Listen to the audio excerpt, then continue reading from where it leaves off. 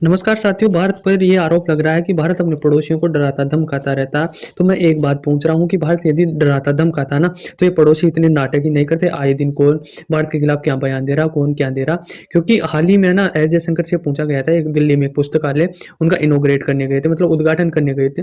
तो वहां पर मीडिया से रूबरू हुआ, तो उसमें एक मीडिया कर्मी ने एस जयशंकर से सवाल किया कि भारत के बारे में ऐसा बयानबाजी हो रही है कि जो उपमहाद्वीप और हिंद महासागर में है ना, उसमें भारत लगातार बदमाशी कर रहा है। बदमाशी मतलब भारत का दबदबा तो है। देखो, भारत की नेवी है ना हिंद महासागर में और महाद्वीप में सबसे बड़ी नेवी है। भारत की टक्कर कोई नहीं ले सकता। पर उसके बारे में ऐसे बोलना कि भारत बदमाशी कर रहा, गलत उपयोग कर रहा, ये गलत स्टेटमेंट है। अब ये सवाल क्यों पूछा कि इसने कहा कहाँ निकल कहाँ से आया, मतलब निकला कहाँ से, ये जवाब तो मालदीव के राष्ट्रपति ने हाल ही में भारत के बारे में एक स्टेटमेंट दिया है कि भारत है ना अपने छोटे देशों को, मतलब भारत से छोटा देश कौन, मालदीव है, तो उसको डराता धमकाता रहता है। इस प्रकार से बयानबाजी की। तो ये सवाल मालदीव का राष्ट्रपति मोइज जो है, इसका सवाल यह मीडिया कर्मी ने एस जयशंकर से पूछा कि आप ऐसा डराते धमकाते क्यों रहते हो पड़ोसी देशों को।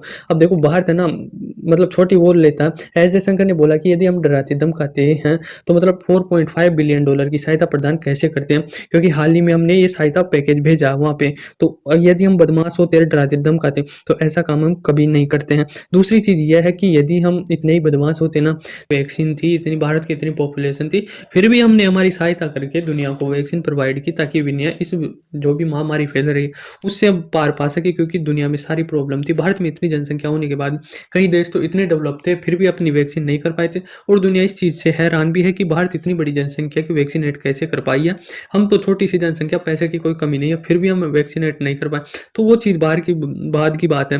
अब वो एक और है, भारत एस जयशंकर ने कहा कि यदि हम बदमाश होते तो लोग भूखे मर रहे, हमको क्या मतलब होता है। यदि हम बदमाशी है तो बदमाशी तो करते हैं ना, फिर भी हमने दुनिया को भोजन दिया और ऐसी नीचे हरकतें करते हैं। देखो, मालदीव है ना, ये काफ़ी वो निकल के आ रहा है।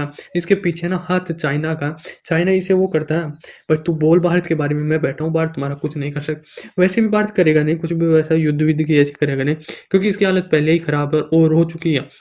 ये यूक्रेन का और ये दोनों का माइंडसेट एक ही है। इनकी बुद्धि कभी नहीं आएगी, देश को बेच भी देंगे ना, बिक भी जाएगा ना, तो भी इनकी बुद्धि नहीं आएगी। और जेलेंस्की भी उसका पूरा सत्यानाश हो चुका, फिर भी उसकी बुद्धि नहीं आई और इसकी भी बुद्धि नहीं आ रही है। उसको यूक्रेन धो रहा है और इसको मतलब भारत धोएगा कभी।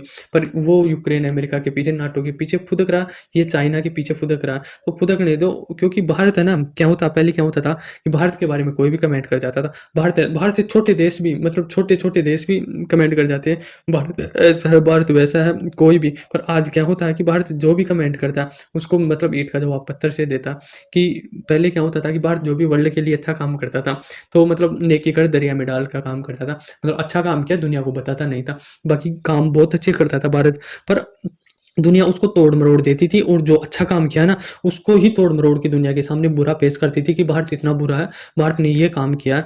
तो भारत की गलत इमेज बनाती थी वर्ल्ड के सामने। ये छोटे देश, और जो भी पाकिस्तान ले लो, चाइना ले लो, जितने भी जो यूरोपीय के देश ले लो, तो भारत बोलता नहीं था। पर आज का भारत क्या है कि यदि हम अच्छा काम कर रहे हैं, पहले भी करते थे अब भी करते हैं अच्छा काम, तो पर अब चेंज क्या किया भारत ने कि भारत अब अच्छा काम करेगा तो दुनिया को बताएगा, मतलब गिनवाएगा कि हमने ये अच्छा काम किया है तुम्हारे लिए, और ये काम किया, क्योंकि गिनवाना बहुत जरूरी है। मोदी जी ने किया वोकल फॉर लोकल, तो वोकल फॉर लोकल इसी में काम आएगा। यदि हमने विश्व के लिए अच्छा काम किया तो उसको बताने में कोई हर्ज नहीं है।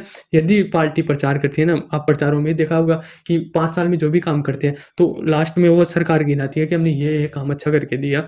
तो अब वह मतलब जियोपॉलिटिक्स में आ रहा कि हम विश्व में यदि अच्छा काम करेंगे तो गिनवाएंगे। तो वही एस जयशंकर कह रहे हैं कि हम 4.5 बिलियन की ये उसको सहायता भेजी, कोरोना में सहायता की, भोजन में दुनिया भोजन संकट में आ रहे, उस भोजन में दिए हमने साथ। और ईंधन की कमी हुई, ईंधन दिया। किसानों में उर्वरक था, उर्वरक की कमी थी विश्व में, तो उर्वरक भारत ने दिया। और ये तो छोटी सी चीज़ बताई है एस जयशंकर ने। ऐसे कई चीज़ है जो भारत सहायता करती है दुनिया के लिए, क्योंकि दुनिया मानती नहीं है ना भारत। पर भारत सहायता किया और बोला नहीं तो बस तोड़ मरोड़ के दुनिया के सामने रख दिया। भारत ने तो कुछ नहीं किया। पर अब भारत क्या है, भारत गिनवाता है, भारत कहता है कि हमने ये काम किया, दुनिया देखो तुम ऐसा कैसे बोल सकती हो। ये पहले पुराने माइंडसेट से रह गए हैं मालदीव। पर भारत के बारे में कुछ भी बोल के निकल जाएंगे और भारत कुछ नहीं बोलेगा। पर ये मोदी जी का भारत बनाया हुआ, ये मोदी जी की सरकार है, ये मतलब आपको ईंट का जवाब पत्थर से दोगी। आप इसे बोल के तो देखो। अरे ये देखो, मालदीव 5 लाख की जनसंख्या वाला छोटा सा देश है और ये कई बार कमेंट कर चुका है भारत के बारे में पर भारत इनके बारे में मोदी जी, हमारे प्रधानमंत्री एस जयशंकर ने भी एक आध बार कहा होगा, जो भी मीडिया ने सवाल पूछा है तब। और ये मतलब इतने कमेंट करता है भारत के बारे में, आए दिन कुछ न कुछ बकता रहता है। अब ये बोल दिया कि ये पड़ोसियों को डराता धमकाता। हम डराते धमकाते तो इस प्रकार के काम करते हैं क्या? और पड़ोसियों को जाके पूछो ना आप, हमारे और भी पड़ोसी है, तू ही पर्सनल पड़ोसी थोड़ी है। हमारी देख श्रीलंका पड़ोसी है, बांग्लादेश पड़ोसी है, नेपाल, भूटान। आप पाकिस्तान से जाके पूछोगे तो वह तुम्हारा साथ जरूर देगा, क्योंकि तुम एक थाली के चट्टे बट्टे हो, तो वो तुम्हारा साथ जरूर देगा। क्योंकि अभी क्यों बोल रहा है भारत, जो पाकिस्तान और ये है ना, ये दोनों एक साथ आ गए हैं और अब इनको भारत की डेवलपमेंट देखी नहीं जाती है। यदि आप इनकी देखोगे 10 साल पहले हमारी भी इनकी जैसी हालत थी, पर अब हमारे 10 साल बाद भारत की काफ़ी हालत सुधर गई है।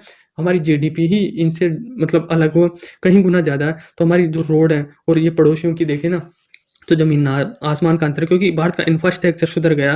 पोर्ट को देख लो, जल को देख लो, रेलवे को देख लो, जितने भी इंफ्रास्ट्रक्चर आते हैं ना, उन सभी को देख लो, इनसे बेहतर हो गए। तो अब इनको देखा नहीं जाता। और जो ये बोल रहा है ना भाई, पड़ोसियों को धमकाता करता है, तो ये चाइना की पॉलिसी है। ये गलत पर कमेंट करा, पर चाइना के बारे में बोल नहीं सकता, क्योंकि वह पैसा भेजता है, इसको फंड करता है। यदि उसी के बारे में इस प्रकार से, क्योंकि उसकी कोई चाइना की गोद में तो ये जाके बैठा है, और उसके बारे में इस प्रकार का कमेंट करेगा, तो इसको मतलब वो तो खदेड़ के रख देगा।